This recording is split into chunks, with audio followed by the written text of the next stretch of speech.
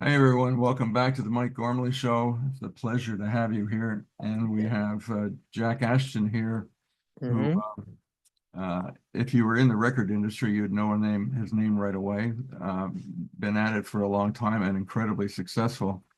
Um, so we've talked so much about Detroit, and yet you did Well, so well, much more well, than that.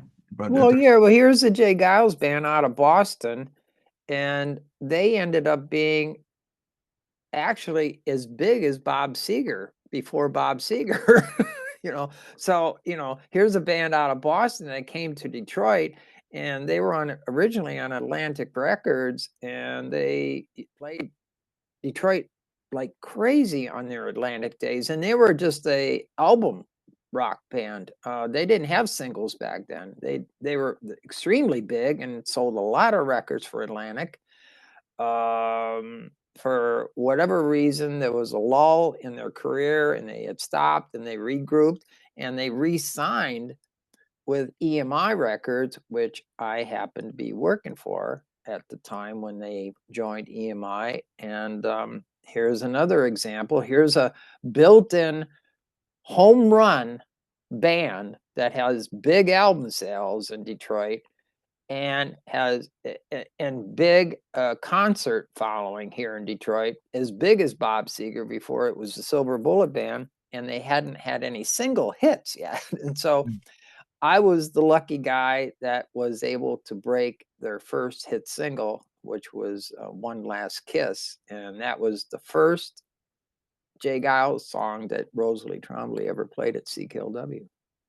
did you So find artists thankful? Did they understand what you did? Did they understand the necessity at that point, or were they just artists and not worried about that? I think that some did, some were. That's a tough one because they don't. Excuse me.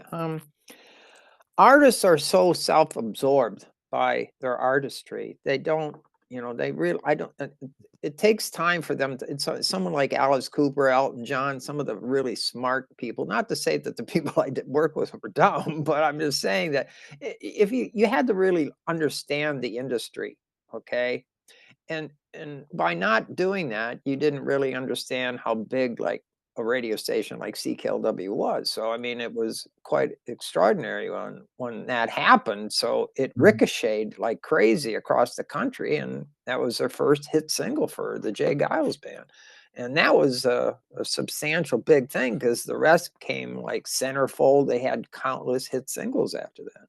Yeah. Yeah. Yeah. But no, I think that most artists don't grasp what it takes to do what we do. I mean, the promotion man back in that era in the 70s and 80s where I came from, obviously we're a dinosaur now, but the thing is that without us, it would have never happened.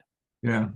No, I no. mean, there were some promotion men just got reputations that, and maybe it was just within the industry. I don't know, but I think some of them just kind of got famous as because of Right. the things that they did.